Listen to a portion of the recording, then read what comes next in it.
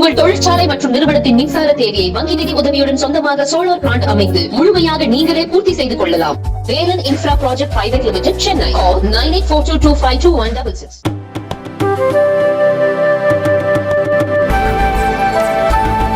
மக்களவைத் தேர்தல் 2024க்கான அதிமுகவின் 2ஆம் கட்ட வேட்பாளர் பட்டியல் வெளியாகியுள்ளது.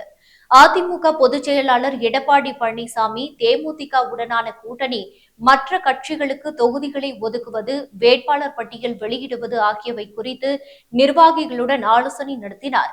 அதன்படி 16 வேட்பாளர்கள் அடங்கிய முதற்கட்ட வேட்பாளர் பட்டியலை எடப்பாடி பழனிசாமி புதன்கிழமை வெளியிட்டார்.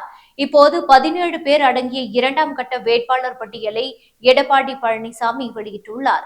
ஸ்ரீபெரும்புதூர் தொகுதியில் டாக்டர் பிரேம்குமார், வேலூர் தொகுதியில் டாக்டர் பசுபதி, தருமபுரியில் டாக்டர் அசோகன், திருவண்ணாமலை தொகுதியில் கலிய பெருமாள், கள்ளக்குறிச்சியில் குமரகுரு, திருப்பூரில் அருணாச்சலம், நீலகிரி தனி தொகுதியில் லோகேஷ் தமிழ்ச்செல்வன், கோயம்புத்தூர் தொகுதியில் சிங்கை ராமச்சந்திரன், பொள்ளாச்சியில் கார்த்திகேயன், திருச்சி தொகுதியில் கருப்பையா, பெரம்பலூர் தொகுதியில் சந்திரமோகன், மயிலாடுதுறையில் பாபு, சிவகங்கையில் சேவியர் தாஸ், தூத்துக்குடி தொகுதியில் சிவசாமி வேலுமணி, திருநெல்வேலி தொகுதியில் சிம்லா முத்துசோழன், கன்னியாகுமரி தொகுதியில் பசிலியன் நசரேத் மற்றும் புதுச்சேரியில் தமிழ்வேந்தன் ஆகியோர் அதிமுக சார்பில் போட்டியிட இருக்கின்றனர்.